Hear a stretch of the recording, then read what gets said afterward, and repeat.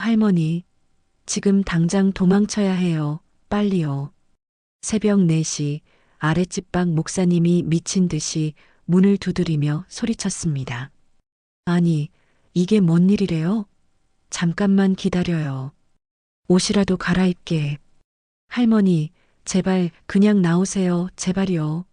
빨리 피하지 않으면 죽는다고요. 잠옷 차림의 늙은이를 질질 끌고 나가는 목사님의 얼굴에는 식은땀이 쏟아지고 있었어요. 그리고 정확히 5분 뒤, 펑 하는 소리와 함께 평생 살던 저의 집이 시뻘건 불길에 휩싸였습니다. 그 순간 저는 깨달았습니다. 누군가 제 목숨을 노리고 벌이는 치밀하고 끔찍한 계획이 시작되었다는 것을. 구독 버튼을 눌러주시면 매일 가슴을 울리는 실제 사연을 전해드립니다. 안녕하세요.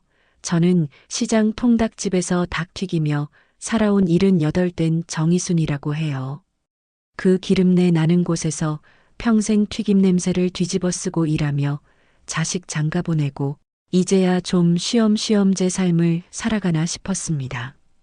그런데 느닷없이 닥친 악몽 같은 사건 때문에 정말 목숨을 잃을 뻔했어요. 그놈의 돈 때문에 한순간에 저 세상 사람이 될 뻔한 제 이야기 한번 들어봐 주시겠어요? 그날은 살을 애는 듯이 추운 새벽이었습니다. 새벽 4시 고요함을 깨고 계단을 올라오는 쿵쿵거리는 거친 발소리에 눈이 떠졌습니다. 그리고 이어서 문이 부서져라 두드리는 소리에 저는 벌떡 일어났죠. 할머니, 할머니, 빨리 나와보세요. 아랫집 박영호 목사님의 다급한 목소리가 온 집안을 울렸습니다. 제가 슬리퍼만 겨우 신고 현관문을 열자 숨을 헐떡이는 박 목사님이 서 있었습니다. 할머니, 지금 당장 나오셔야 해요. 어서요. 아니, 목사님, 이 새벽에 대체 무슨 일이세요? 박 목사님은 제 팔을 확 잡아 끌었습니다. 그의 얼굴은 하얗게 질려 있었고 식은땀이 비 오듯 흘러내리고 있었죠. 설명할 시간 없어요. 일단 피해야 한다니까요.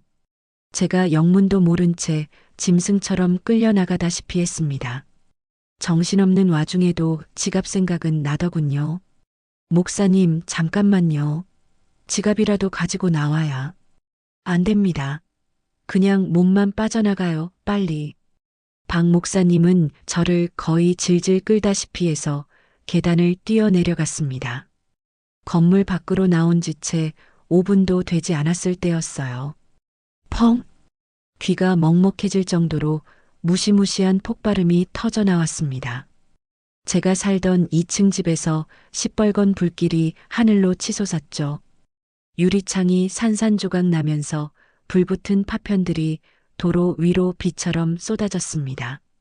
아이고 세상에. 저는 그 자리에 털썩 주저앉았습니다. 다리에 힘이 쭉 풀려서 일어설 수가 없었어요. 목사님, 이게 대체 무슨 일이에요? 박 목사님이 떨리는 제 몸을 부축해 일으켰습니다. 할머니, 괜찮으세요? 어디 다친 데는 없으시고요? 저는 괜찮은데. 목사님은 이걸 어떻게 하셨어요? 저희 집에 불이 날 걸.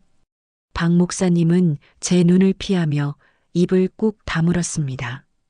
뭔가 할 말이 있는 사람처럼 입술만 달싹이다가 이내 고개를 돌려버렸죠.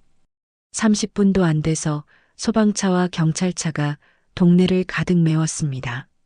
담당 형사라며 자신을 소개한 박진수가 제게 다가왔습니다. 어르신, 몸은 괜찮으십니까? 우선 병원부터 가보셔야겠습니다. 아니에요. 다친 데는 하나도 없어요. 박진수가 수첩을 꺼내 들며 물었습니다. 일단 노후 배관에서 가스가 누출된 사고로 보입니다. 이 건물이 30년이 훌쩍 넘었더군요.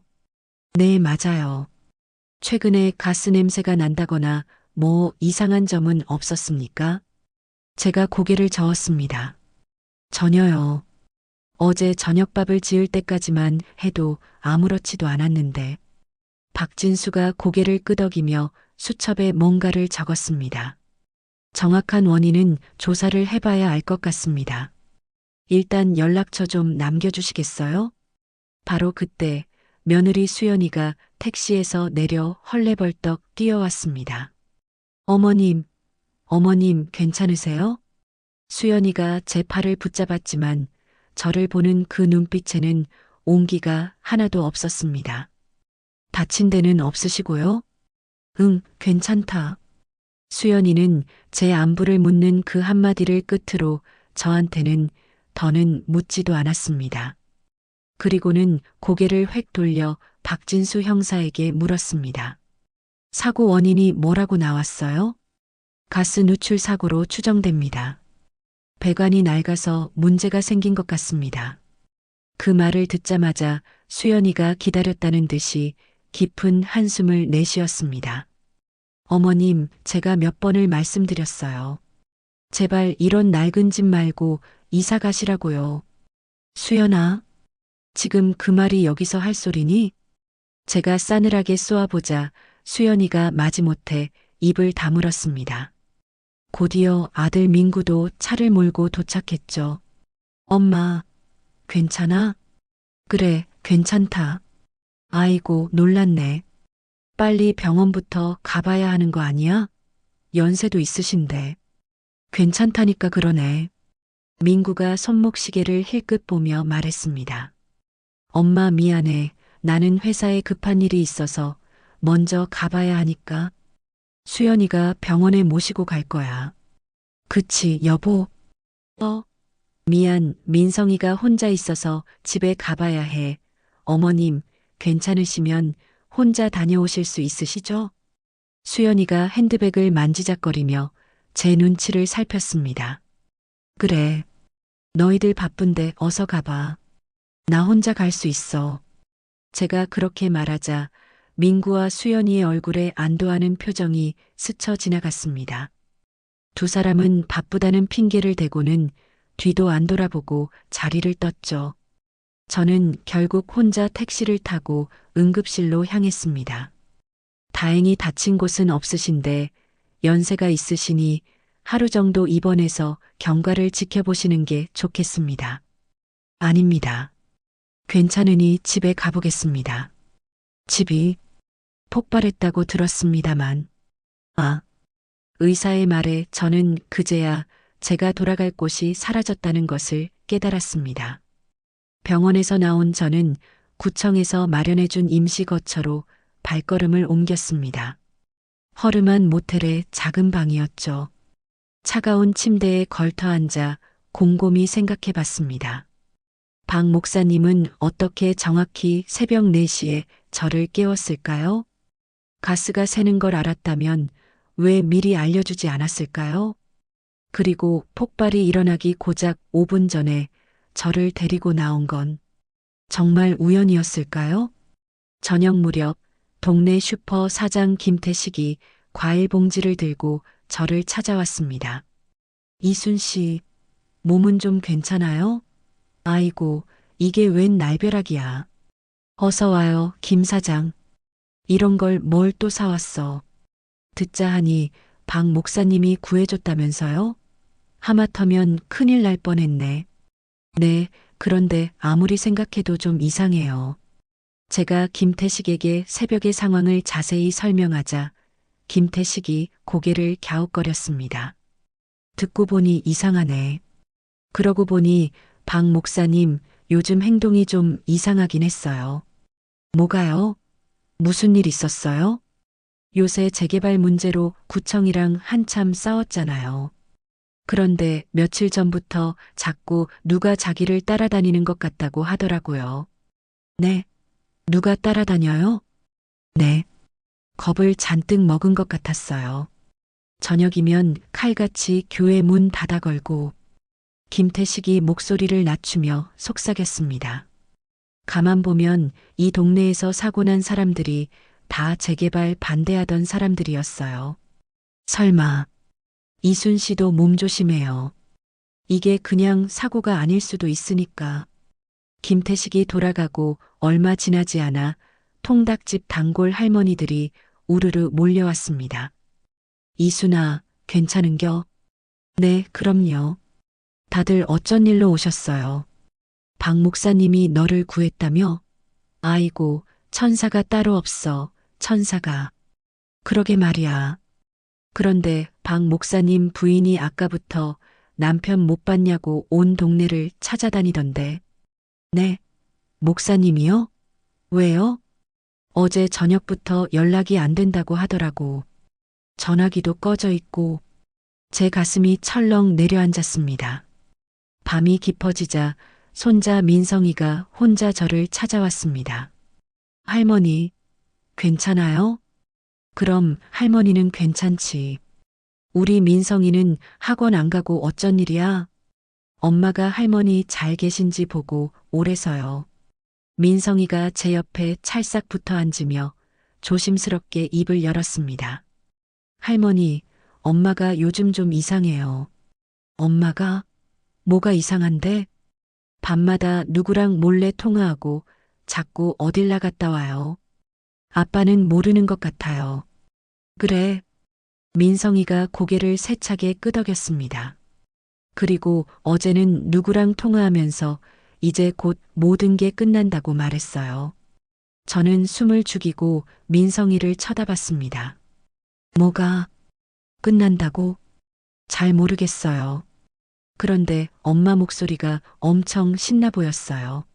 민성이가 돌아간 뒤 저는 밤새 한숨도 잠을 이룰 수 없었습니다. 박 목사님의 갑작스러운 실종, 수연이의 수상한 통화, 그리고 폭발. 이 모든 것이 정말 아무 상관없는 일일까요? 다음 날 아침 보험사 직원이라는 최민호가 저를 찾아왔습니다. 정희순 고객님 맞으시죠? 사고 조사 때문에 방문했습니다. 네, 들어오세요. 최민호가 서류를 꺼내며 물었습니다. 폭발이 일어나기 전에 특이한 징후는 전혀 없었습니까? 없었어요. 아, 그런데 저는 박 목사님이 저를 깨웠던 새벽의 일을 자세히 설명했습니다.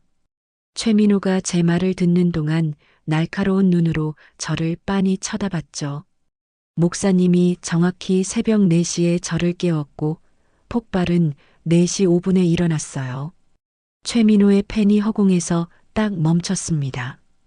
정확히 5분 차이였다고요? 네. 제가 거실 벽시계를 똑똑히 봤어요. 너무 정확해서 오히려 이상했죠. 그 목사님이라는 분은 가스 누출을 대체 어떻게 미리 아셨을까요? 그러니까요. 그게 제가 가장 궁금한 점이에요. 냄새도 전혀 안 났는데. 최민호가 의미심장한 표정으로 서류철을 탁 덮었습니다. 이건 좀 이상하군요. 단순 사고가 아닐 수도 있을 것 같은데, 아닙니다. 제가 말실수를 했네요. 아니에요. 저도 그렇게 생각하고 있어요. 최민호가 제게 명함을 한 장 건네며 일어섰습니다. 혹시라도 더 생각나는 게 있으시면 언제든 연락 주십시오. 최민호가 돌아간 뒤 저는 멍하니 침대에 앉아 있었습니다. 그날 밤 민성이가 다시 저를 찾아왔습니다. 할머니, 아직 안 주무셨어요? 민성아, 이렇게 늦은 시간에 엄마 아빠는 어쩌고 혼자 왔어? 민성이가 한참을 머뭇거리다 입을 열었습니다. 엄마랑 아빠랑 싸웠어요. 왜? 무슨 일로? 할머니 집 보험금 때문인 것 같아요. 엄마가 이제 다 해결됐다고 했는데 아빠가 그게 대체 무슨 소리냐면서 막 소리쳤어요. 제 심장이 바닥으로 쿵 떨어지는 것 같았습니다. 민성아, 엄마가 정확히 뭐라고 했는지 말해줄 수 있니? 어머님 집도 깨끗하게 정리됐으니까 이제 우리도 새 출발할 수 있다고 했어요. 민성이가 가방에서 조심스럽게 구겨진 종이 한 장을 꺼냈습니다. 할머니, 이거 엄마 방 서랍에서 봤어요. 그것은 동네 재개발 추진위원회 명단이었습니다. 그리고 그 명단에는 제 며느리 윤수연의 이름이 선명하게 적혀 있었습니다. 민성아, 이걸 대체 어디서? 엄마가 매일 밤 이런 서류들을 보면서 누구랑 통화해요. 이번 사고는 깔끔하게 처리됐다고 말하는 것도 들었어요. 제 손이 사시나무처럼 떨리기 시작했습니다. 민성아, 이제 그만 가봐. 너무 늦었어. 하지만 할머니, 어서 가. 엄마가 걱정하시겠다. 민성이를 겨우 달래보낸 뒤 저는 온몸의 피가 차갑게 식는 것을 느꼈습니다. 며느리가 재개발 추진위원회에 가담해 있었다니요. 제 집이 폭발할 것을 미리 알고 있었다는 말인가요? 새벽녘에야 겨우 눈을 붙였는데 아침 일찍 휴대폰이 요란하게 울렸습니다. 박 목사님의 부인 순떡 사모님이었습니다. 할머니, 우리 목사님이. 사모님, 무슨 일이세요? 목사님 찾으셨어요? 방금 경찰이 왔어요. 우리 목사님이. 전화기 너머로 순떡 사모님의 애끓는 울음소리만 들려왔습니다. 사모님, 정신 차리시고 말씀해 보세요. 목사님이 어떻게 되셨는데요? 하지만 순떡 사모님은 대답 대신 목 놓아 통곡할 뿐이었습니다. 순떡 사모님의 울음소리에 저는 바로 현관문을 열고 뛰쳐나갔습니다. 이른 아침 찬 공기가 살을 애는 것 같았지만 택시를 잡아타고 정신없이 순덕 사모님 댁으로 향했죠. 활짝 열린 문 안으로 들어서자 순덕 사모님이 거실 바닥에 망연자실한 채 주저앉아 있었습니다. 경찰 2명이 그런 사모님을 내려다보고 있었어요. 사모님, 제가 다가가자 순떡 사모님이 실성한 사람처럼 제 손을 꽉 붙잡았습니다. 할머니, 우리 목사님이 실종됐대요. 실종이라니요? 아니, 그게 무슨 말씀이세요? 옆에 서 있던 젊은 경찰이 가슴팍에서 수첩을 꺼내며 말했습니다. 박영호 씨가 사흘째 연락 두절 상태라고 신고가 들어왔습니다. 혹시 평소에 자주 가시던 곳이나 짚이는 부분이라도 있으십니까? 제가 경찰을 똑바로 쳐다보며 말했습니다. 저를 구해주신 바로 다음 날부터 보이지 않으셨어요. 그날 밤 목사님은 분명 무언가 알고 개 것 같았어요. 구해주셨다니요? 그 가스 폭발 사고 말씀이십니까? 네. 폭발하기 바로 직전에 저를 깨워서 밖으로 끌고 나오셨다고요. 경찰이 고개를 갸웃거리며 제 말을 받아 적었습니다. 그거 참 이상하군요. 사고가 날 걸 미리 알고 있었다는 말씀이신가요? 그러니까요. 그게 바로 제가 의심스럽다고 생각하는 부분이에요. 순덕 사모님이 눈물을 닦으며 자리에서 비틀거리며 일어섰습니다. 할머니, 목사님이 남기신 게 있어요. 순덕 사모님이 안방으로 들어가더니 먼지 묻은 서류 뭉치를 들고 나왔습니다. 우리 목사님이 밤마다 잠도 안 자고 이런 걸 모으고 계셨어요. 재개발 비리, 불법 철거, 주민 협박에 관한 자료들이에요. 제가 서류를 펼쳐보자 그 안에는 우리 동네 주민들이 받은 협박 편지와 의문의 사고 기록들이 날짜별로 빼곡하게 정리되어 있었죠. 며칠 전부터는 검은 승용차가 계속 교회를 맴돈다며 무서워하셨어요. 누가 자기를 미행하는 것 같다고. 경찰이 서류를 낚아채듯 가져가 훑어보았습니다. 사모님, 이건 저희가 증거물로 가져가서 정식으로 조사를 해봐야겠습니다. 잠깐만요. 제가 경찰의 팔을 붙잡고 막아섰습니다. 가져가시기 전에 사본이라도 한 장 남겨주세요. 이게 우리 목사님이 사라진 이유일지도 모르잖아요. 경찰이 깊은 한숨을 내쉬었습니다. 어르신, 너무 영화처럼 생각하지 마십시오. 단순 가출일 가능성도 배제할 수 없습니다. 가출이라니요. 평생 교회밖에 모르던 양반이 뭐가 아쉬워서 가출을 해요. 경찰은 제 말을 무시한 채 서류를 가방에 쑤셔 넣으며 일어섰습니다. 일단 조사를 진행해보고 특이사항이 발견되면 연락드리겠습니다. 경찰들이 돌아가고 난 뒤 순떡 사모님이 제 손을 붙잡고 흐느꼈습니다. 할머니, 목사님처럼 꼼꼼한 분이라면 분명 가장 중요한 증거는 다른 곳에 숨겨뒀을 거예요. 혹시 모를 상황에 대비해야 한다고 입버릇처럼 말씀하셨거든요. 대체 어디에 숨기셨을까요? 교회 지하실 창고나 아니면 가장 믿을 만한 사람에게 맡기셨을 수도 있어요. 사모님, 목사님이 저를 깨우러 오셨던 건 절대로 우연이 아닐 거예요. 네, 무슨 말씀이세요? 시간이 너무나 정확했어요.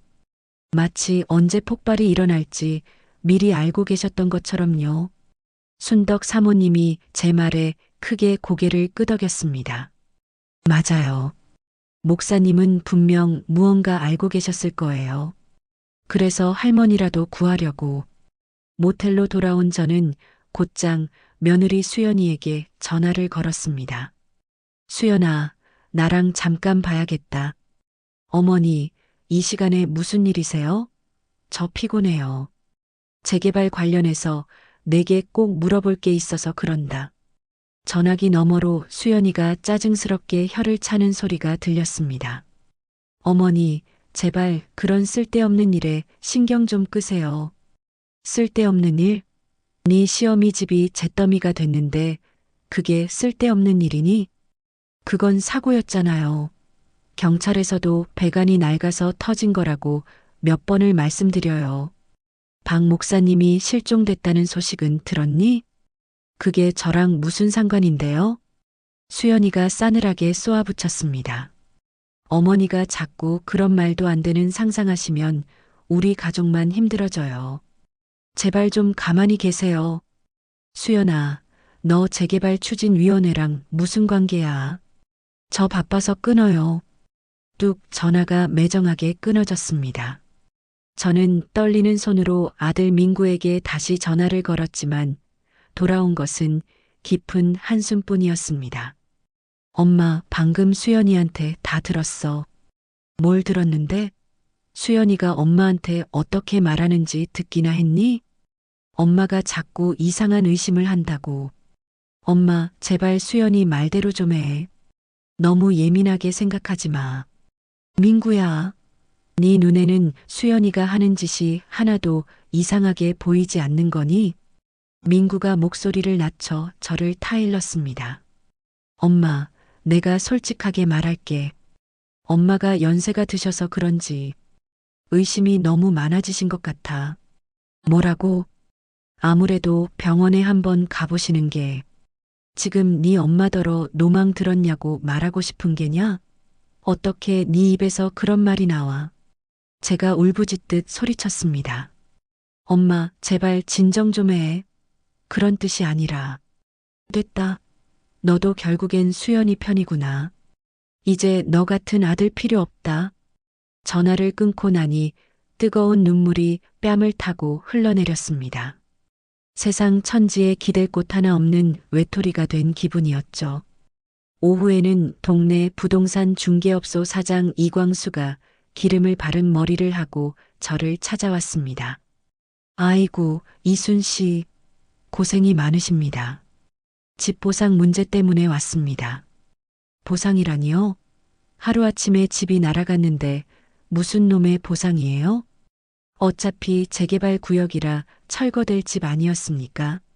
보상금 두둑이 챙겨드릴 테니 이걸로 조용히 합의하시죠.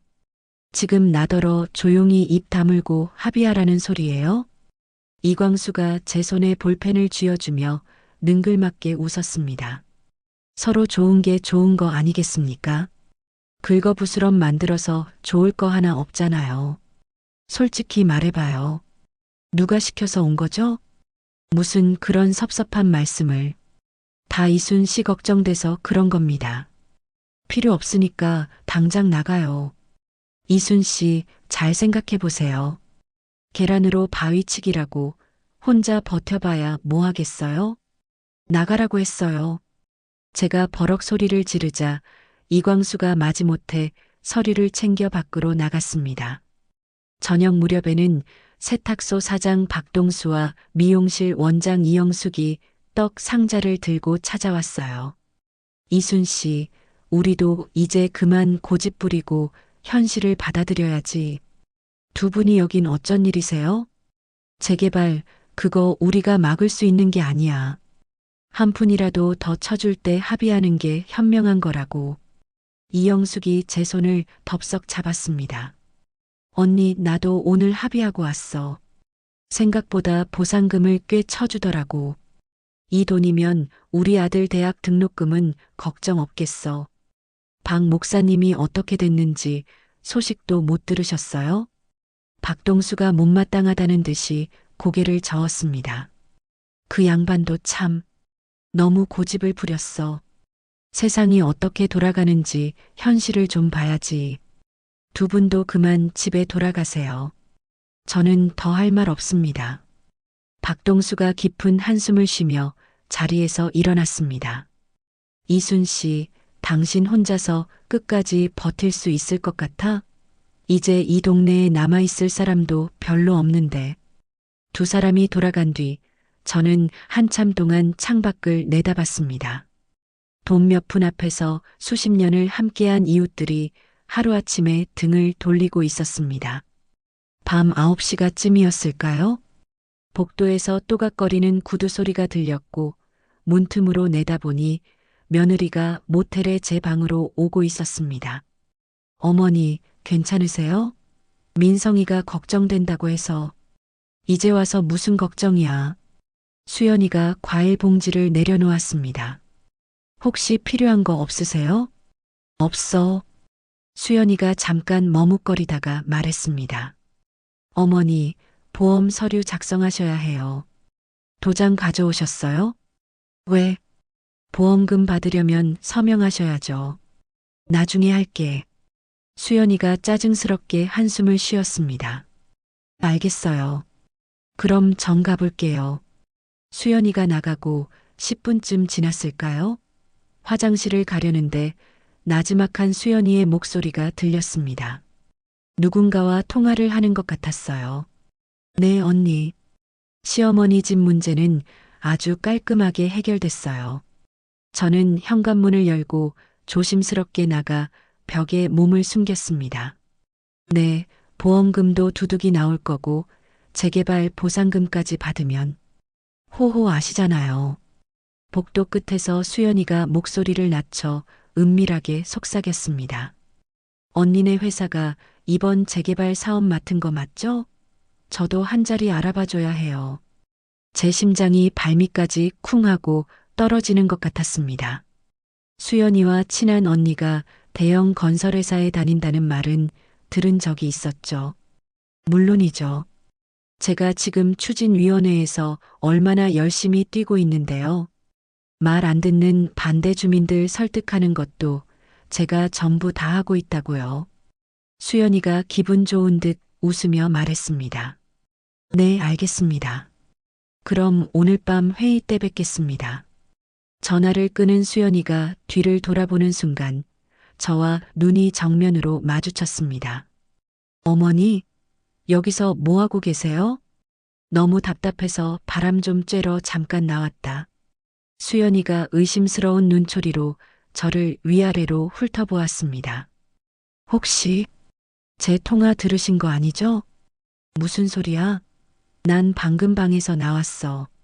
수연이가 제 얼굴을 뚫어지게 쳐다보더니 이내 표정을 풀었습니다. 어머니, 일찍 주무세요. 연세도 있으신데 밤늦게 돌아다니시면 위험해요. 그 말은 마치 경고처럼 들렸습니다. 수연이는 엘리베이터를 타고 아래층으로 내려갔습니다. 저는 떨리는 다리를 겨우 이끌고 방으로 돌아와서 의자에 앉으려는데 뭔가 밟혔습니다. 작은 수첩이었어요. 수연이가 서류를 꺼내다 떨어뜨린 것 같았죠. 펼쳐보니 수연이의 일정이 빼곡히 적혀 있었습니다. 오늘 날짜에 빨간 펜으로 동그라미가 쳐져 있었어요. 밤 10시 재개발 추진위원회 긴급회의. 시어머니 건 마무리 단계. 제 손이 떨렸습니다. 시어머니 건을 마무리한다니요. 3일 후 저는 동네 은행에 통장 정리하러 갔습니다. 보험금이 들어왔는지 확인하려고요. 은행에서 나오는데 길 건너편 카페에서 수연이를 봤습니다. 창가 자리에 낯선 양복 차림의 남자와 앉아 있었죠. 저는 건물 기둥 뒤에 숨어서 지켜봤습니다. 수연이가 서류를 받아들고 무언가 확인하는 게 보였어요. 저는 대화를 들어보고 싶어 호기심에 카페로 들어갔습니다. 화분 뒤 구석자리에 앉아서 신문을 펼쳐들고 귀를 기울였죠. 여기 서류입니다. 내일 아침까지 시어머님 도장만 받아오시면 모든 게 끝납니다. 남자가 두툼한 서류 봉투를 건네며 말했습니다. 만약에 끝까지 도장을 안 찍으시면 어떻게 하죠? 걱정 마십시오. 그럴 때를 대비한 방법은 얼마든지 있으니까요. 법이라는 게 다 그런 거 아니겠습니까? 수연이가 그 말을 듣고 만족스러운 듯 고개를 끄덕였습니다. 알겠습니다. 그럼 내일 다시 시도해 보겠습니다. 저는 신문 안으로 더 깊숙이 숨어 거친 숨을 삼키며 가슴을 쓸어내렸습니다. 이제 모든 것이 확실해졌습니다. 며느리 수연이가 재개발 사업에 깊숙이 개입되어 있다는 사실을요. 그리고 제 집이 폭발한 것과 박 목사님의 실종 역시 이 끔찍한 계획의 일부였다는 것을요. 하지만 제게는 아무런 증거가 없었습니다. 과연 누가 제 말을 믿어줄까요? 하나뿐인 아들마저 저를 노망난 늙은이로 취급하는 이 세상에서요. 다음 날 아침 모텔 방문을 두드리는 소리에 나가보니 뜻밖의 손님이 서 있었습니다. 카메라를 목에 건 앳돼 보이는 젊은 남자였죠. 정의순 어르신 되십니까? 저는 지역 독립 매체 동네 뉴스에서 나온 장지한 기자라고 합니다. 기자요? 기자가 저한테는 무슨 일로? 장지한 기자가 제게 명함을 정중하게 건네며 말했습니다. 박영호 목사님과 자주 연락을 주고받던 사람입니다. 목사님께서 실종되셨다는 소식을 듣고 찾아왔습니다. 저는 장지한 기자를 방 안으로 들였습니다.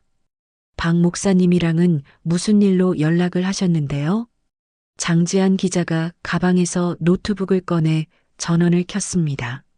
목사님께서 이 동네 재개발 사업에 숨겨진 비리를 고발하려고 하셨습니다. 저한테 그동안 모아두신 자료들을 보내주시기도 했고요. 자료라니요? 어떤 자료 말입니까? 장지한 기자가 노트북 화면을 제 쪽으로 돌려 보여주었습니다. 어르신, 이 동네에서 최근에 일어난 사고 목록입니다. 한번 보시죠. 뭔가 이상한 점이 느껴지지 않으십니까? 화면에는 지난 석 달간 우리 동네에서 일어난 크고 작은 사고 7건이 표로 정리되어 있었습니다. 김 씨 할아버지는 멀쩡하던 계단에서 굴러떨어져 다리가 부러졌고 최 사장님 가게에는 원인 모를 불이 났고 세상 살다 보면 이런 우연도 있는 거 아니겠어요? 장지한 기자가 단호하게 고개를 저었습니다. 우연이라고 하기에는 타이밍이 너무나 절묘합니다.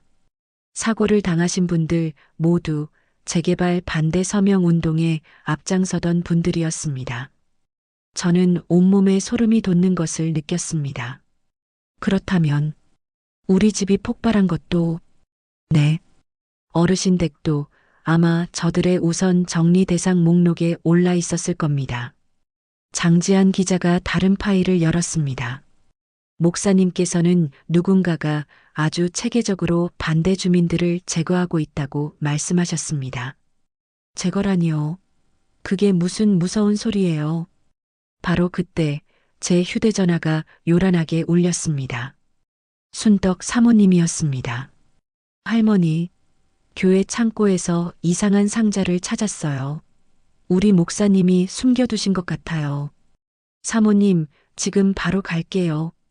장지한 기자가 노트북을 급히 덮으며 일어섰습니다. 어르신, 괜찮으시다면 저도 동행해도 되겠습니까? 네, 어서 같이 가요. 교회에 도착하니 순떡 사모님이 창고 문 앞에서 하얗게 질린 얼굴로 우리를 기다리고 있었습니다. 여기 좀 보세요.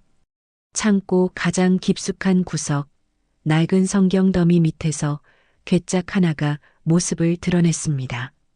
그 안에는 손때 묻은 수첩과 누런 서류 뭉치가 들어 있었죠.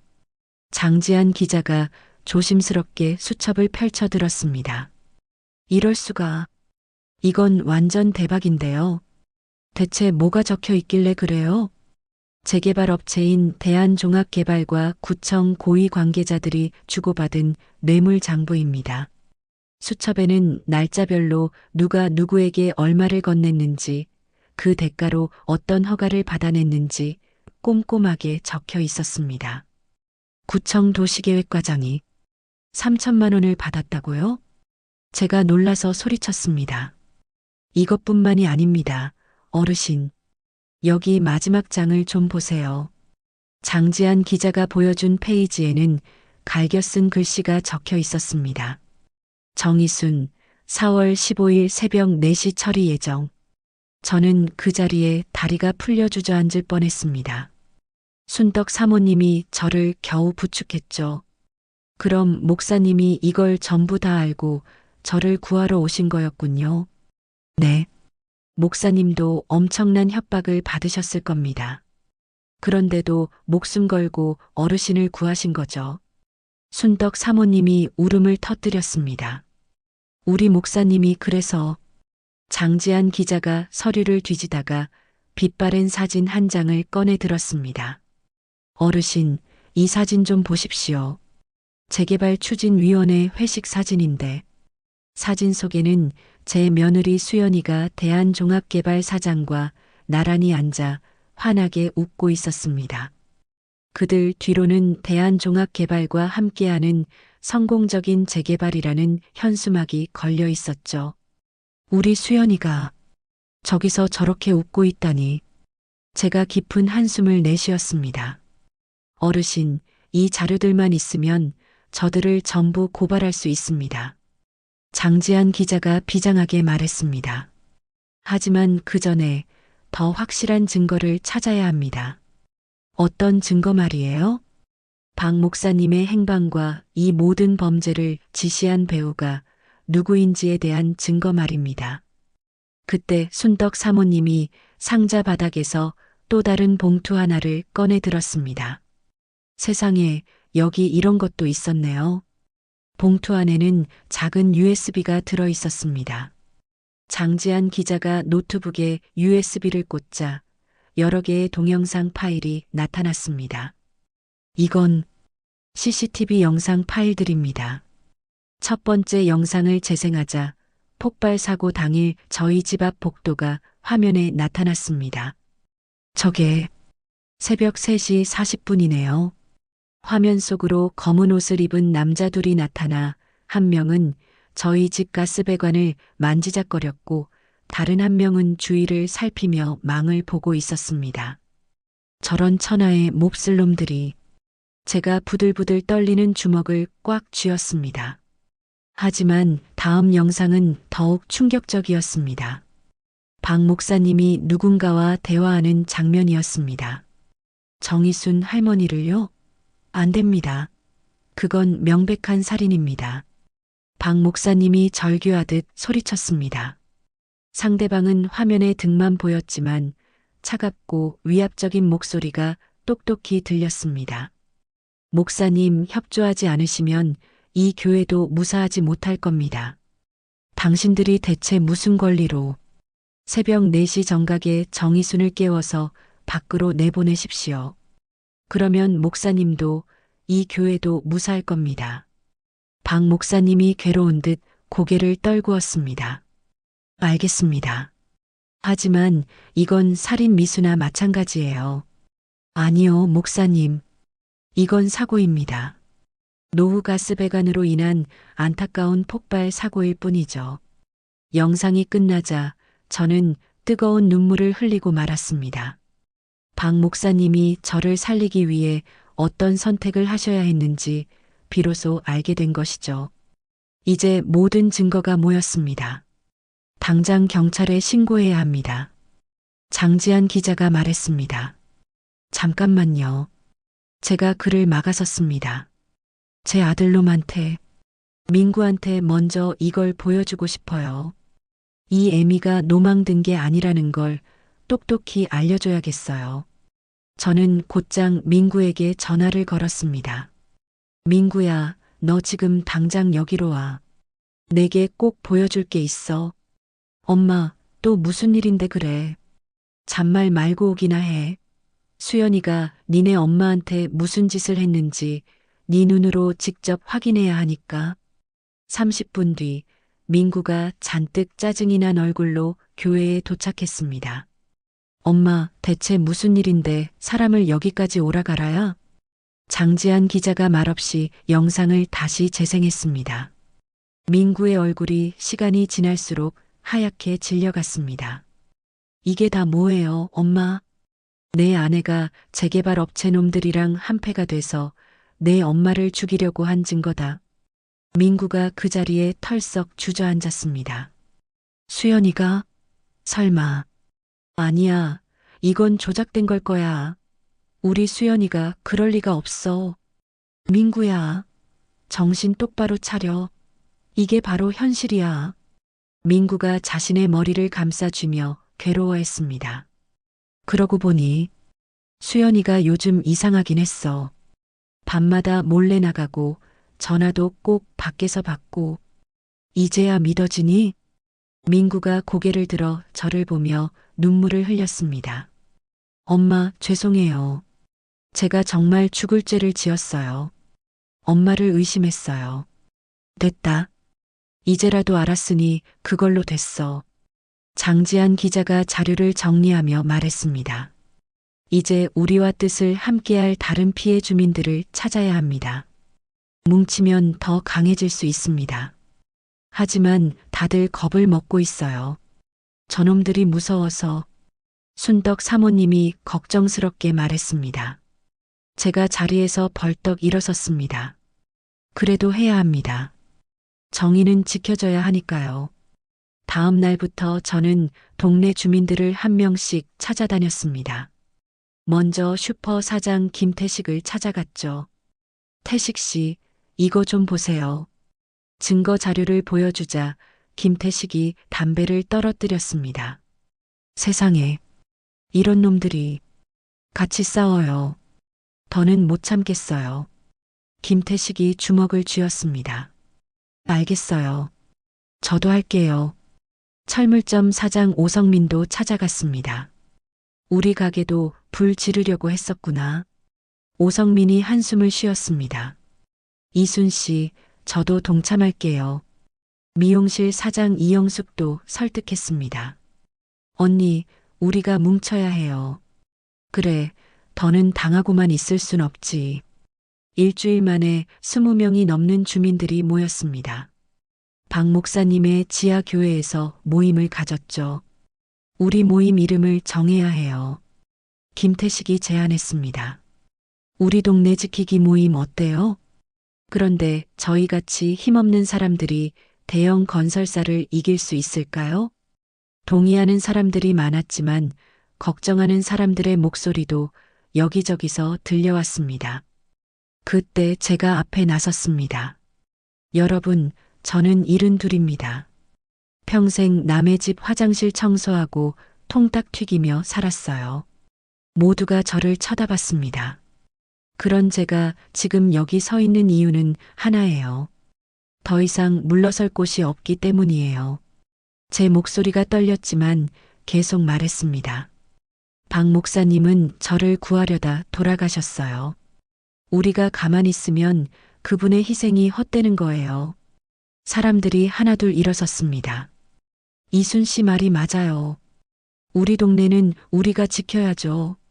그런데 바로 그날 밤 손자 민성이가 헐레벌떡 저를 찾아왔습니다. 할머니, 이것 좀 들어보세요. 민성이가 제게 자신의 핸드폰을 내밀었습니다. 방금 엄마가 아빠랑 통화하는 거 몰래 녹음했어요. 녹음 파일을 재생하자 며느리 수연이의 차가운 목소리가 흘러나왔습니다. 여보, 박 목사 문제는 이제 깨끗하게 정리됐어요. 더는 걱정하지 않아도 돼요.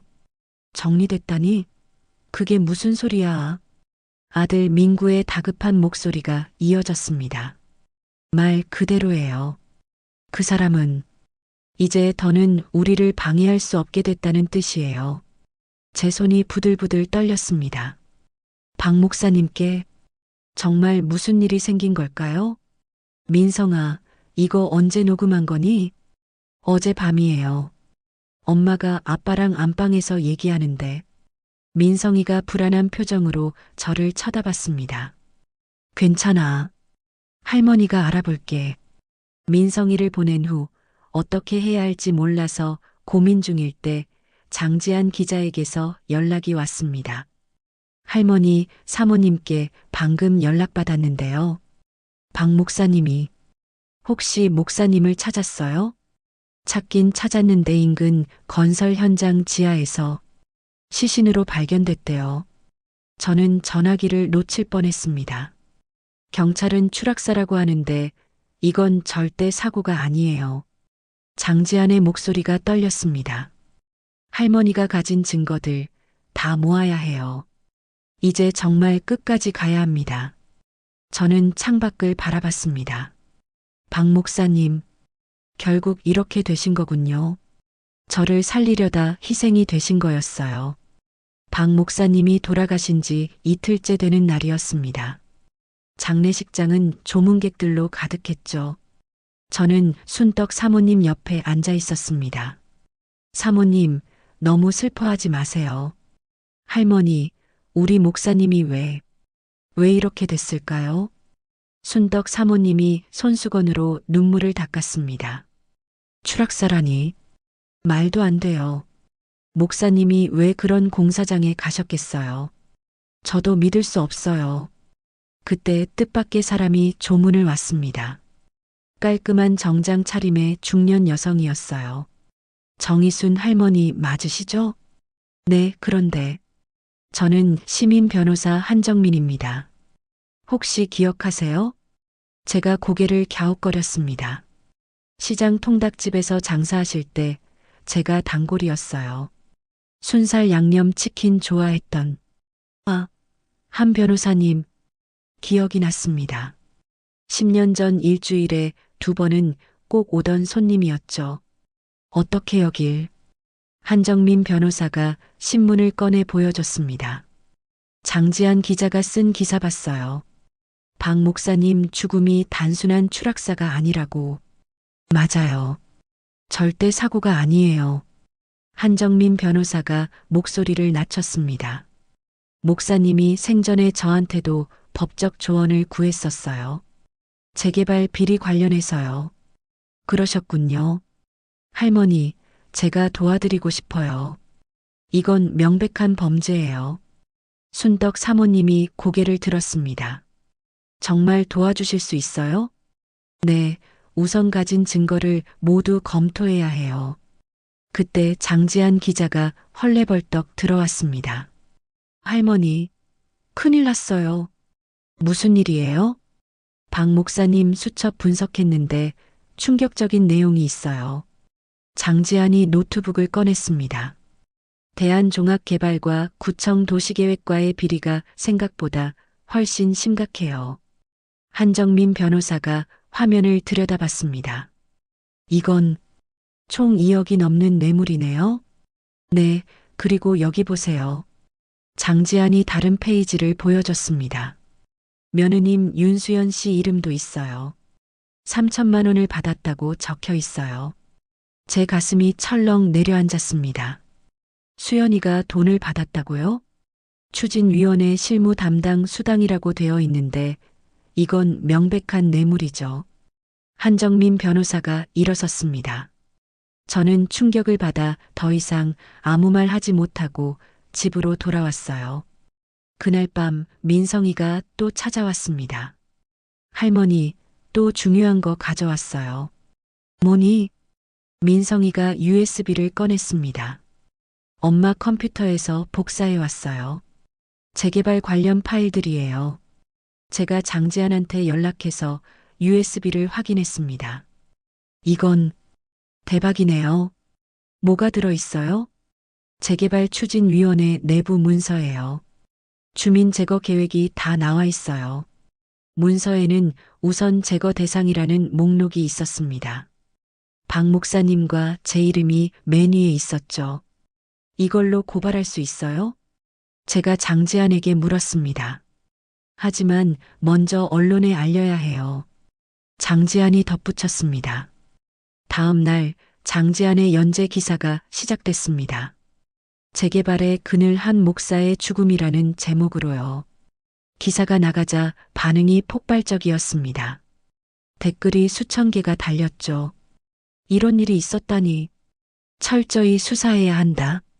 지역 방송국에서도 연락이 왔습니다. 할머니, 인터뷰 좀 해주세요.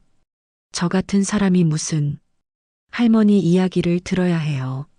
사람들이 알아야 합니다. 그때 민구가 찾아왔습니다. 얼굴이 초췌했어요. 엄마, 민구야, 무슨 일이니? 수연이가 집에 있는 서류들을 다 태우고 있어요. 뭐? 제가 막으려 했는데 미친 듯이 날뛰면서 민구가 울먹였습니다. 엄마, 이제 알았어요. 수연이가 무슨 짓을 했는지. 저를 속였어요. 민구야, 죄송해요. 제가 바보였어요. 엄마를 의심하고 제가 민구를 안아줬습니다. 괜찮아. 이제라도 깨달았으니. 일주일 후 우리는 첫 집회를 열었습니다. 구청 앞에 50명 넘는 사람들이 모였죠. 재개발 비리 규탄한다. 박 목사님의 죽음을 밝혀라. 한정민 변호사가 마이크를 잡았습니다. 우리는 진실을 요구합니다. 그때 구청에서 직원들이 나왔습니다. 불법 집회는 해산하십시오. 불법이 뭔지 아세요? 제가 앞으로 나섰습니다. 사람을 죽이고 집을 폭파시킨 게 불법이죠. 카메라들이 저를 향했습니다. 그날 저녁 뉴스에 우리 집회가 크게 보도됐습니다.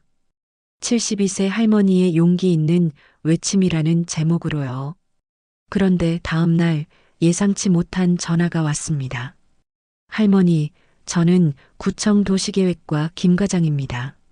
무슨 일이시죠? 할머니를 만나고 싶어요. 중요한 얘기가 있어요. 무슨 얘기인데요? 김 과장이 떨리는 목소리로 말했습니다. 더는 못 참겠어요. 진실을 말하고 싶어요.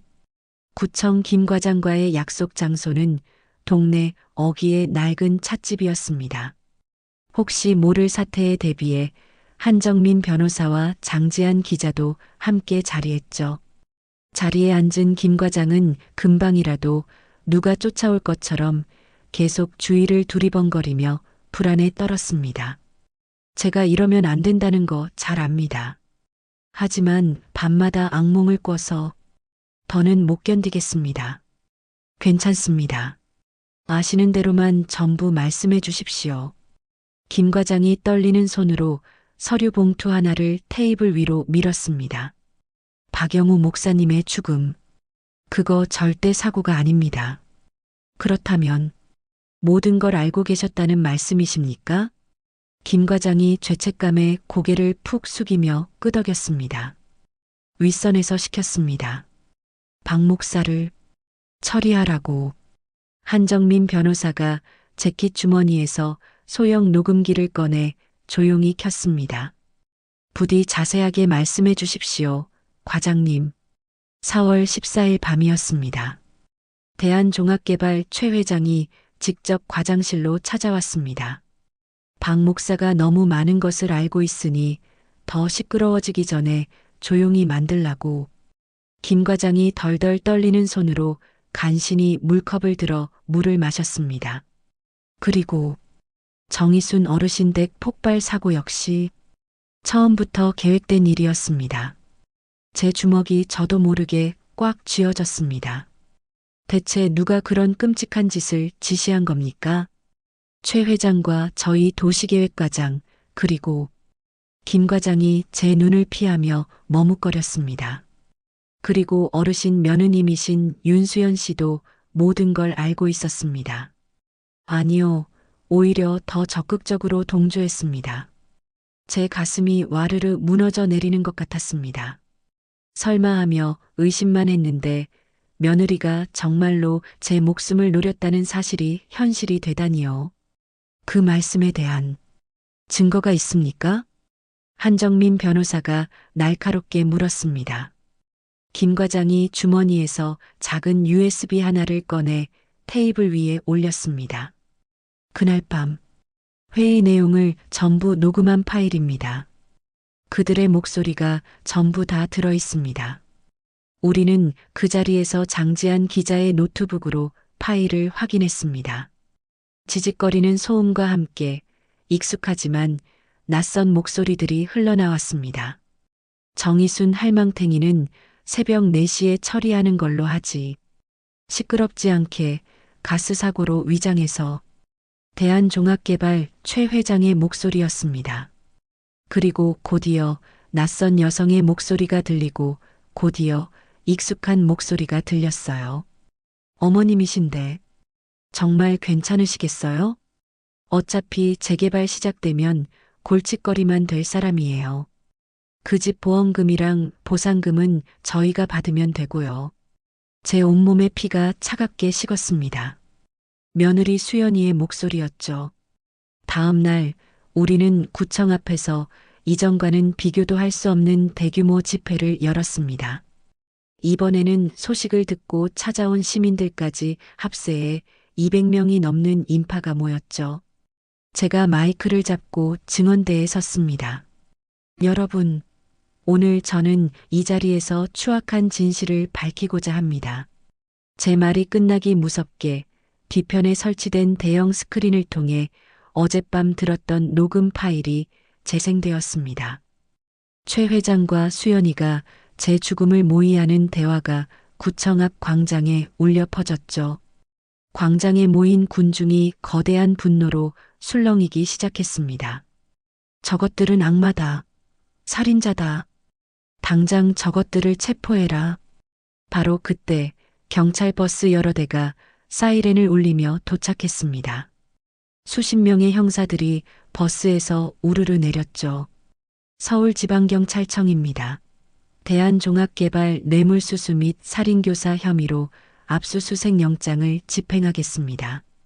형사들이 구청 안으로 들이닥쳤습니다. 1시간이 지났을까요? 도시계획과장이 두 손에 수갑을 찬 채 형사들에게 끌려 나왔습니다. 억울합니다. 나는 시키는 대로 했을 뿐이야. 모든 건 최 회장이 시켰다고. 과장이 발버둥 치며 악을 썼습니다. 그 모습을 지켜보던 주민들이 드디어 환호성을 터뜨렸습니다. 잡았다. 정의는 살아있다. 그날 저녁 대한종합개발 본사에도 검찰 수사관들이 들이닥쳤다는 속보가 떴습니다. 궁지에 몰린 최 회장이 긴급 기자회견을 열었죠. 이 모든 것은 우리 회사를 무너뜨리기 위한 악의적인 모함입니다. 우리는 합법적인 절차에 따라.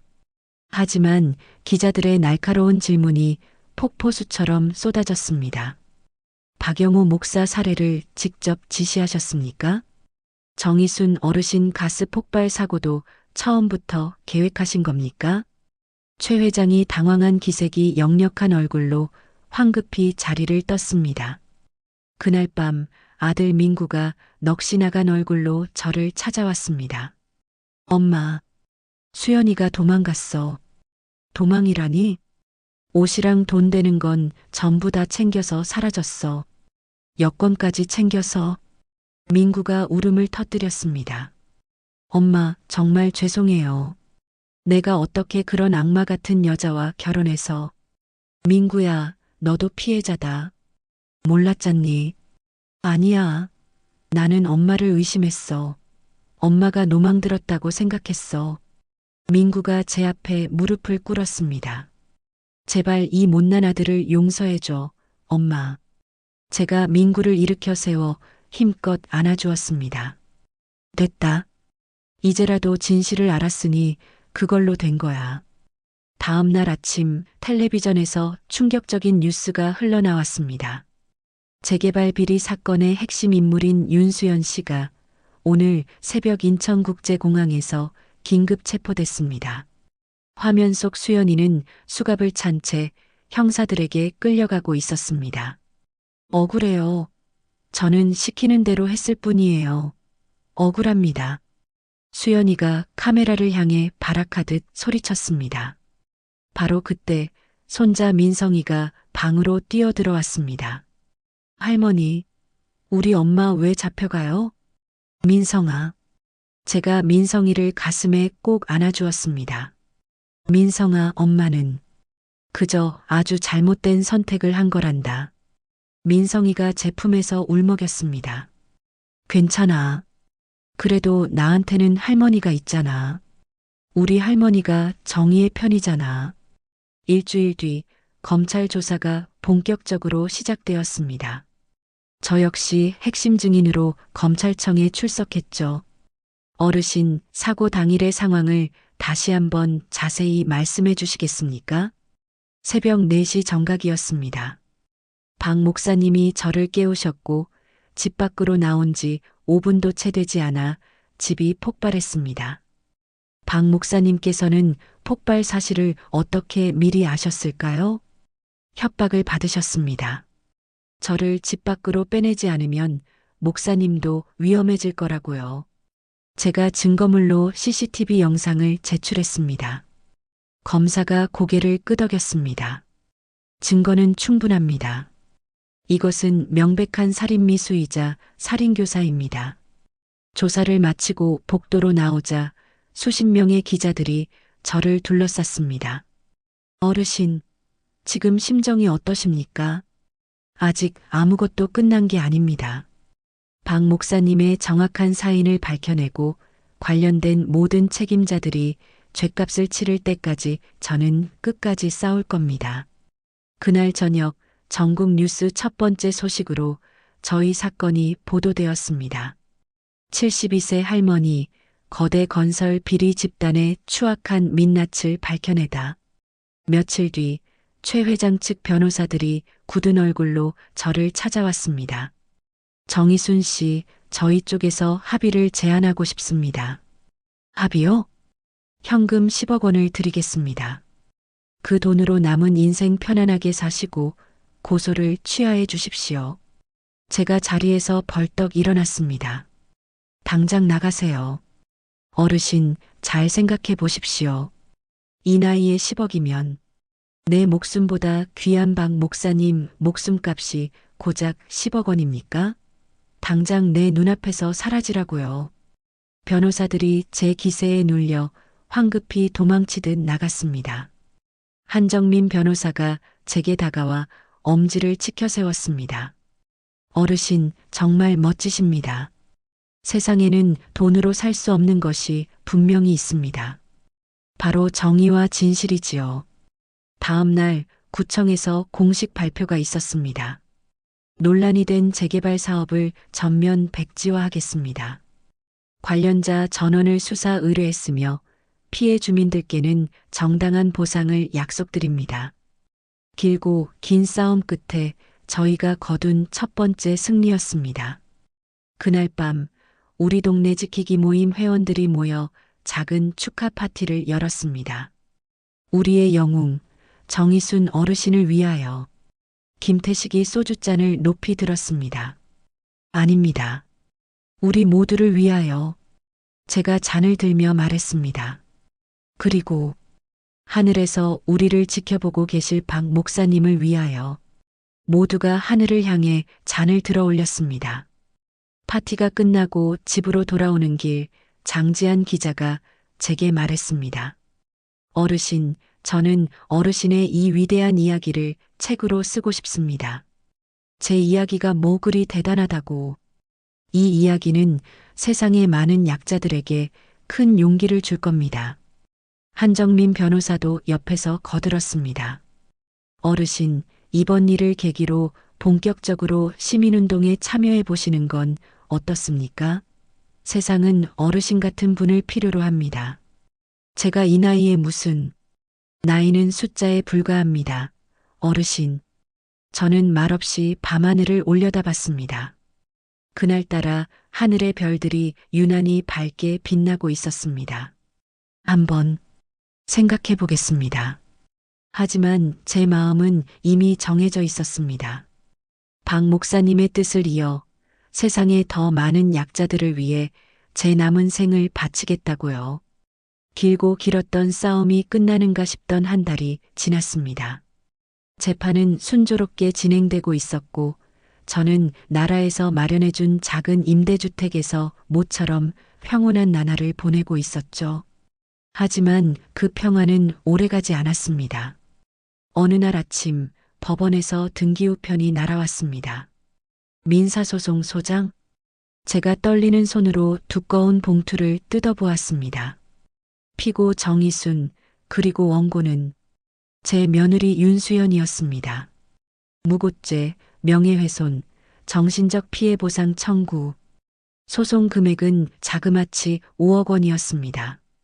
하지만 저를 경악하게 만든 것은 따로 있었죠. 피고 정의순에 대한 정신감정을 법원에 정식으로 요구합니다라는 내용이었습니다. 바로 그때 아들 민구가 헐레벌떡 집으로 뛰어들어왔습니다. 엄마, 이게 대체 무슨 일이야? 윤수연, 그 여자가 완전히 미쳤나 봐. 민구야, 수연이는 지금 감옥에 있는 게 아니었니? 보석으로 풀려났대. 친정에서 거액의 돈을 대줬다고 하더라고. 민구가 제게 또 다른 서류 뭉치를 내밀었습니다. 나한테도 이혼 소송을 걸었어. 재산 분할은 물론이고 민성이 양육권까지 자기한테 달라고 하고 있어. 세상에, 우리 민성이까지? 지금 내가 데리고 있긴 한데 법적으로 민성이를 완전히 빼앗아 가려고 작정한 거야. 바로 그때 한정민 변호사에게서 다급한 전화가 걸려왔습니다. 어르신, 큰일 났습니다. 변호사님, 무슨 일입니까? 대한종합개발이 우리나라 최대 로펌을 고용했습니다. 이제부터 어르신을 향한 총공세가 시작될 겁니다. 다음 날부터 그 말은 끔찍한 현실이 되었습니다. 하루가 멀다고 저희 집 우편함에는 고소장이 쌓여갔습니다. 업무방해, 허위사실 유포, 공갈 및 협박. 10건이 넘는 고소가 폭풍처럼 몰아쳤습니다. 하지만 정말 충격적인 일은 따로 있었습니다. 관할 경찰서에서 전화가 온 것이죠. 정의순 씨 되시죠? 내일 오전까지 경찰서로 출두해 조사를 받으셔야겠습니다. 제가요? 제가 무슨 죄를 지었다고 경찰서에 갑니까? 가스 폭발 사고를 본인이 직접 조작했다는 유력한 제보가 들어왔습니다. 보험금을 노린 자작극이라고요. 지금 그게 말이나 되는 소리입니까? 다음 날 경찰서 조사실에 들어서자 제 눈앞에 며느리 수연이가 앉아 있었습니다. 어머니, 이제 그만하시고 모든 진실을 말씀하세요. 수연이가 저를 보며 비웃음을 흘렸습니다. 어머니께서 보험금 때문에 일부러 가스밸브를 열어놓으신 거 제가 다 알고 있는데. 뭐라고? 네가 지금 제정신이야. 박 목사님도 어머니께서 직접 불러내신 거잖아요. 완벽한 알리바이를 만드시려고요. 수연이가 가방에서 서류 한 장을 꺼내 형사에게 건넸습니다. 여기 어머니의 정신과 진료 기록 사본입니다. 수년 전부터 피해망상과 과대망상 증세가 있었다고 적혀 있네요. 그런 적 없어. 난 정신과에 가본 적도 없단 말이다. 아, 그리고요. 수연이가 핸드폰을 꺼내 동영상 하나를 재생했습니다. 화면에는 제가 집에서 혼자 무언가 중얼거리는 모습이 나오고 있었습니다. 앞뒤는 다 잘라내고 악의적으로 편집된 영상이었죠. 그때 한정민 변호사가 조사실 문을 박차고 들어왔습니다. 이건 명백한 조작입니다. 파렴치한 모함이라고요. 글쎄요. 그건 법정에서 증명해 보시든가요. 수연이가 승자의 미소를 지으며 유유히 조사실을 빠져나갔습니다. 그날을 기점으로 언론의 태도 역시 하루아침에 돌변했습니다. 국민을 속인 두 얼굴의 할머니, 과연 진실은? 충격 단독. 정의순 할머니, 보험금 노린 자작극이었나? 악의적인 기사들이 신문과 텔레비전을 도배하기 시작했습니다. 동네 사람들도 저를 보며 수군거리기 시작했죠. 혹시 정말 보험금 때문에 저런 짓을 벌인 거 아니야? 그러게 말이야. 사람이 나이가 들면 이상해진다더니 불과 얼마 전까지 저와 함께 싸웠던 주민들도 하나둘씩 제게서 등을 돌렸습니다. 정희순 씨 미안하지만 우리는 이제 빠져야겠소. 너무 위험해요. 어젯밤에는 우리 가게에 협박 편지까지 날아왔다고요. 슈퍼 사장 김태식마저 제 눈을 피하며 고개를 돌렸습니다. 정말 미안합니다. 가게에 불을 질러버리겠다는 협박 전화가 왔어요. 저도 먹고 살아야지요. 우리 동네 지키기 모임은 그렇게 허무하게 해체되었습니다. 장지한 기자의 동네 뉴스 역시 폐간 위기에 몰렸습니다. 광고주들이 전부 다 광고를 빼버렸어요. 어르신 편을 들면 자기들 사업까지 매장시켜버리겠다고 압력이 들어왔답니다. 그럴 수가.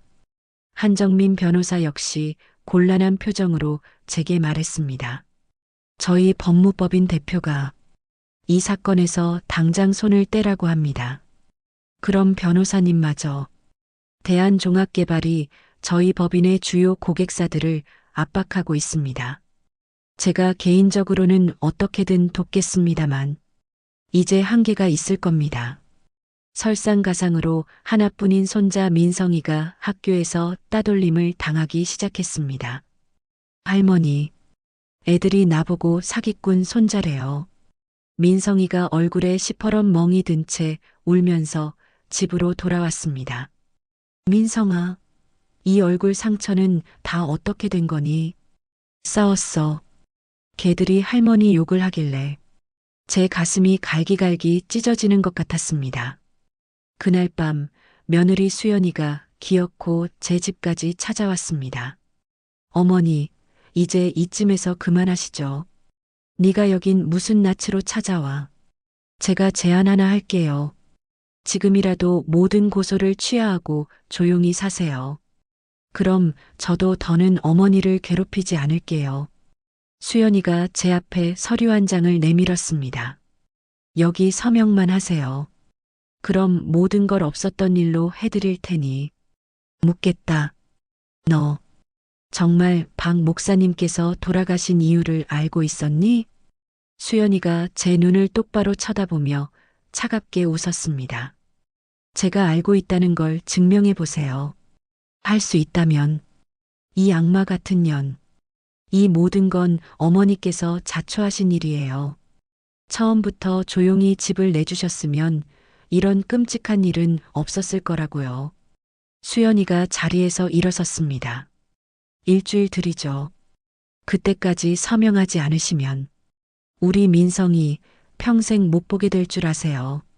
수연이가 돌아간 뒤 저는 그 자리에 무너져 내렸습니다.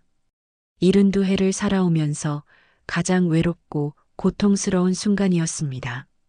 다음 날 경찰서에서 또다시 소환장이 날아왔습니다. 법원 명령입니다. 정식으로 정신감정을 받으셔야 합니다. 지금 나더러 미쳤다는 겁니까? 저는 결국 정신병원에 짐승처럼 끌려가다시피 했습니다. 최근에 환청이나 환각을 보신 적이 있습니까? 없습니다. 누군가 나를 박해하고 있다는 느낌을 자주 받으십니까? 느낌이 아니라 실제로 박해를 받고 있는데요. 의사가 제 말을 무시한 채 차트에 무언가를 적었습니다. 전형적인 피해망상 증세가 있으신 것 같군요. 당신도 저들과 한패군요. 온종일 지옥 같은 검사를 받고 녹초가 되어 집으로 돌아오니 아들 민구가 넋이 나간 채 울고 있었습니다. 엄마, 수연이가 민성이를 데려갔어. 뭐라고? 법원에서 임시 양육권을 받아냈대. 내가 막으려고 했는데 경찰까지 데리고 와서 제 다리에 남은 마지막 힘마저 풀려버렸습니다. 민성이, 우리 강아지, 우리 민성이. 그날 밤 저는 처음으로 모든 것을 포기하고 싶었습니다. 이 나이에 대체 무얼 더 하겠다고 이 끔찍한 싸움을 계속해야 하나. 그때 새벽녘의 정적을 깨고 전화벨이 울렸습니다. 순덕 사모님이었습니다. 할머니, 절대로 포기하시면 안 됩니다. 사모님, 저 너무 힘들어요. 우리 목사님이 늘 그러셨잖아요. 정의는 더디지만 반드시 이긴다고요. 하지만 저 혼자서는 혼자가 아닙니다. 제가 있잖아요. 우리 함께 싸워요. 순덕 사모님의 말에 꺼져가던 심지에 다시 불이 붙는 것 같았습니다. 순덕 사모님과의 통화를 끝내고 저는 뜬 눈으로 칠흑 같은 밤을 꼬박 새웠습니다. 이제 정말 모든 게 끝이라는 절망감이 저를 집어삼키려 하고 있었죠.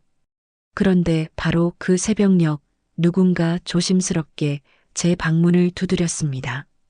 어르신, 저방 목사님, 교회 청년부에서 사역하던 최진호 전도사입니다.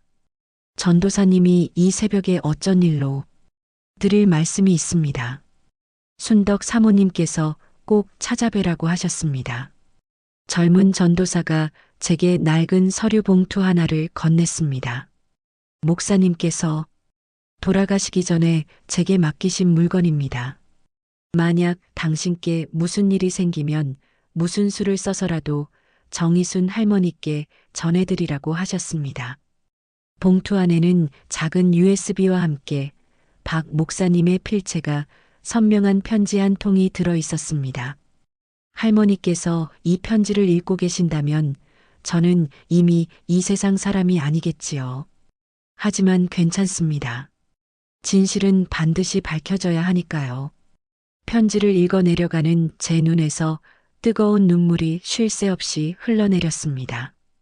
제가 USB를 노트북에 꽂자 증거1, 증거2, 최종본이라는 이름의 폴더들이 나타났습니다. 첫 번째 파일을 열자 영상 속에서 박 목사님의 모습이 나타났습니다. 저는 하늘소망교회 박영우 목사입니다. 지금부터 제가 보고 듣고 경험한 모든 것을 제 목숨을 걸고 증언하고자 합니다. 영상 속 박 목사님은 떨리는 목소리로 말을 이어갔습니다. 4월 10일 대한종합개발 최덕수 회장이 저를 찾아와 협박했습니다. 정희순 할머니를 집 밖으로 빼내지 않으면 우리 교회를 폭파시켜버리겠다고. 목사님의 증언 영상이 이어지던 바로 그때였습니다. 제 핸드폰이 미친 듯이 울리기 시작했습니다. 한정민 변호사였습니다. 어르신, 대박입니다. 정말 대박 사건이 터졌어요. 변호사님, 무슨 일입니까? 대한종합개발 내부 고발자가 나타났습니다. 방금 양심선언 기자회견을 열었어요. 한정민 변호사가 보내준 인터넷 신문 기사에는 이런 제목이 걸려 있었습니다. 대한종합개발 전 직원 양심선언, 재개발 비리 장부 검찰에 모두 제출. 연이어 장지한 기자에게서도 전화가 왔습니다.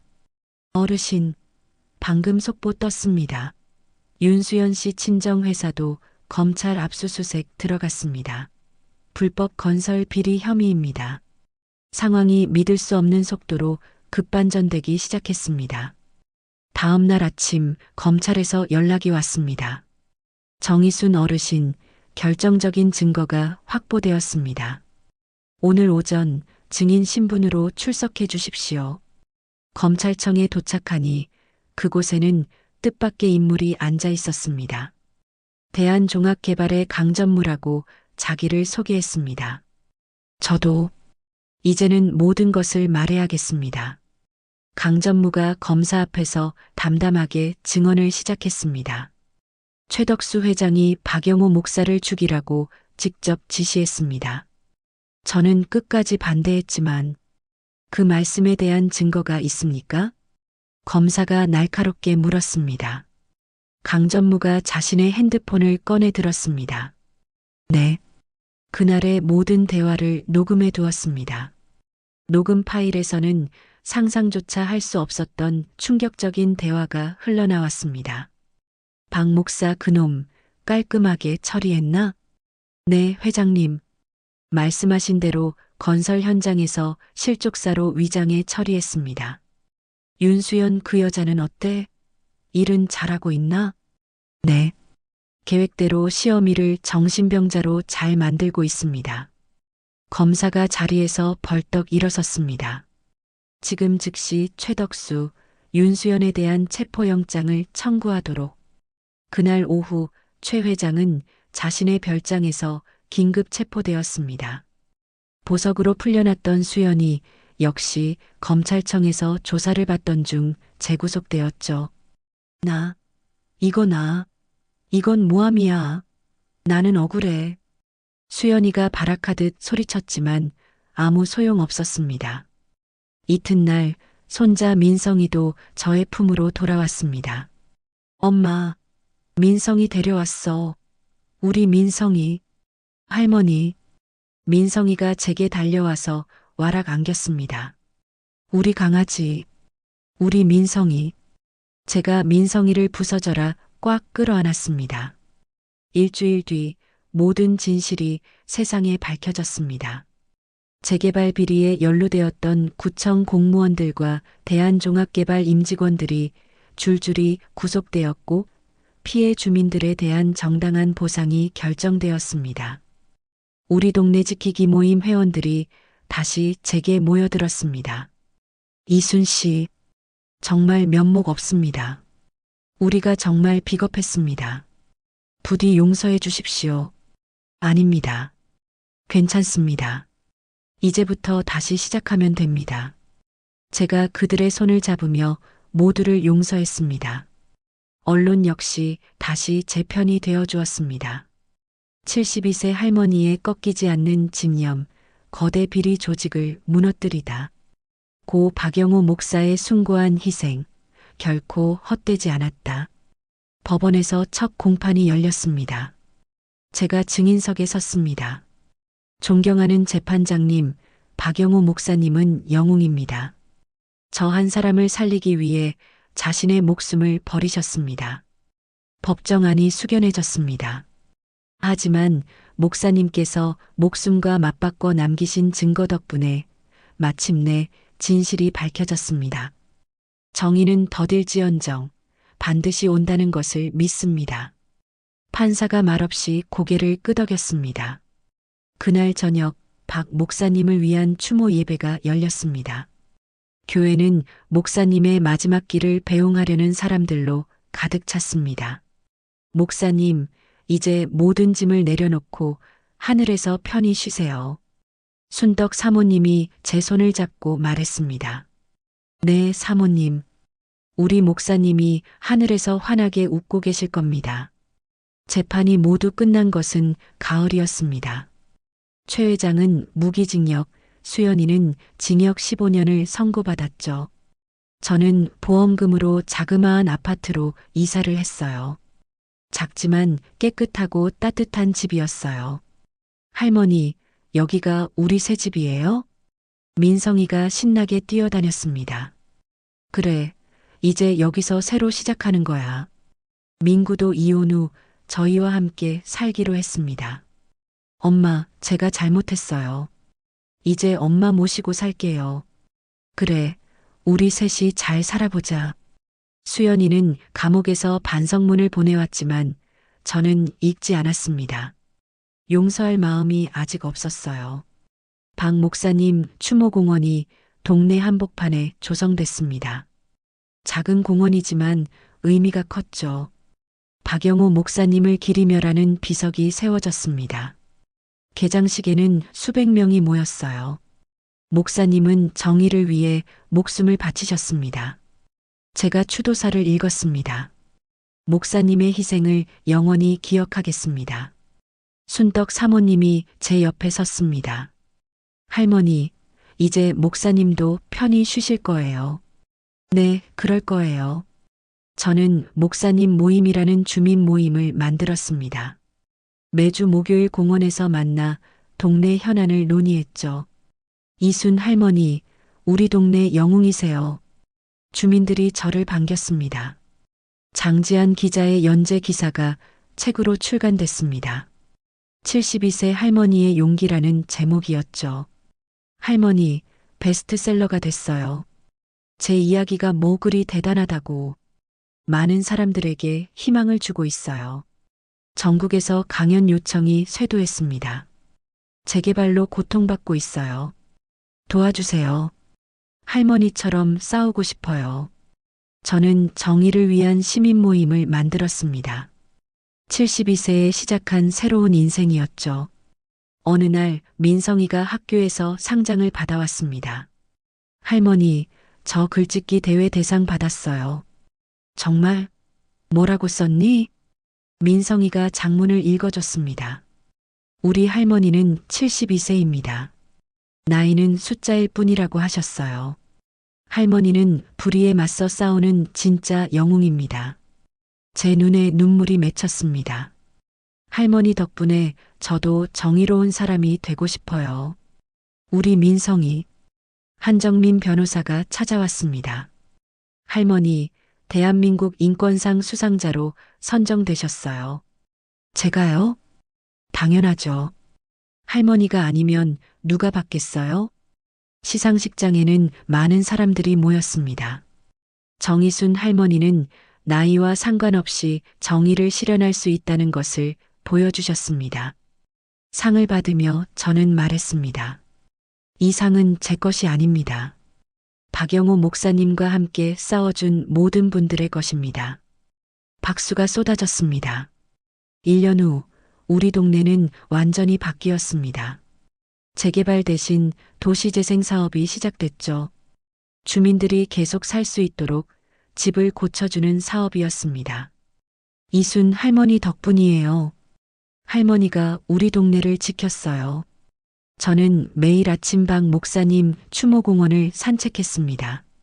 목사님, 오늘도 좋은 하루예요. 하늘을 올려다보며 인사했죠. 할머니, 저 변호사가 되고 싶어요. 왜? 할머니처럼 약한 사람들을 돕고 싶어요. 좋은 생각이야. 민구도 새 직장을 구했습니다. 성실하게 일하며 가장 역할을 했죠. 엄마, 이제 제가 엄마 호강시켜 드릴게요. 건강하게만 있어. 그게 호강이야. 어느 날 순떡 사모님이 찾아왔습니다. 할머니, 교회에서 목사님 기념관을 만들기로 했어요. 정말이요? 할머니가 관장을 맡아주세요. 제가 무슨, 목사님도 그걸 원하실 거예요. 저는 기념관 일을 맡게 됐습니다. 매일 찾아오는 사람들에게 박 목사님 이야기를 들려줬죠. 정의는 혼자 지키는 게 아닙니다. 함께 지키는 겁니다. 전국에서 찾아온 사람들이 고개를 끄덕였습니다. 5년이 지났습니다. 저는 77이 됐죠. 여전히 전국을 다니며 강연했습니다. 포기하지 마세요. 나이는 핑계가 될 수 없어요. 어느 날 감옥에서 편지가 왔습니다. 수연이었어요. 어머니, 죄송합니다. 제가 잘못했습니다. 저는 한참을 고민하다가 답장을 썼습니다. 언젠가는 용서할 날이 오겠지. 하지만 아직은 아니야. 민성이가 대학생이 되었습니다. 원하던 법대에 합격했죠. 할머니, 제가 꼭 훌륭한 변호사가 될게요. 그래, 할머니가 믿어. 어느 조용한 저녁, 저는 일기를 썼습니다. 오늘도 무사히 하루를 마쳤다. 박 목사님, 우리가 지켜낸 정의가 여전히 살아있어요. 창밖을 보니 별이 빛나고 있었습니다. 박 목사님이 저를 보고 웃는 것 같았죠. 제 인생은 72세에 다시 시작됐습니다. 침묵하던 제가 목소리를 낸 순간부터요. 이제 저는 알았습니다. 정의는 나이와 상관없다는 것을, 용기는 작은 목소리에서 시작된다는 것을, 그리고 무엇보다 포기하지 않으면 진실은 반드시 밝혀진다는 것을요. 여러분, 제 이야기가 이렇게 끝이 났습니다. 72년을 살면서 저는 늘 조용히 살았어요. 새벽부터 밤까지 남의 집 화장실을 청소하고 시장 통닭집에서 기름 냄새에 절어 살면서도 불평 한마디 없었죠. 그게 제 인생인 줄 알았습니다. 그런데 그날 새벽 가스 폭발로 모든 게 바뀌었어요. 처음엔 그저 운이 나빴다고만 생각했습니다. 하지만 진실은 그게 아니었죠. 제 며느리가, 제 친아들의 아내가 저를 죽이려 했다는 걸 알았을 때의 그 충격을 어떻게 설명할 수 있을까요? 믿었던 사람에게 배신당한다는 건, 그것도 목숨을 노리는 배신을 당한다는 건 상상조차 못했던 일이었습니다. 박영우 목사님, 그분이 없었다면 저는 이 세상에 없었을 거예요. 목사님은 저를 살리기 위해 본인의 목숨을 걸었고 결국 돌아가셨습니다. 그 희생이 헛되지 않도록 저는 끝까지 싸웠어요. 72세 늙은이가 뭘 할 수 있겠냐고요? 저도 그렇게 생각했습니다. 하지만 아니었어요. 제가 목소리를 내자 하나둘 사람들이 모였고 작은 물결이 큰 파도가 되었습니다.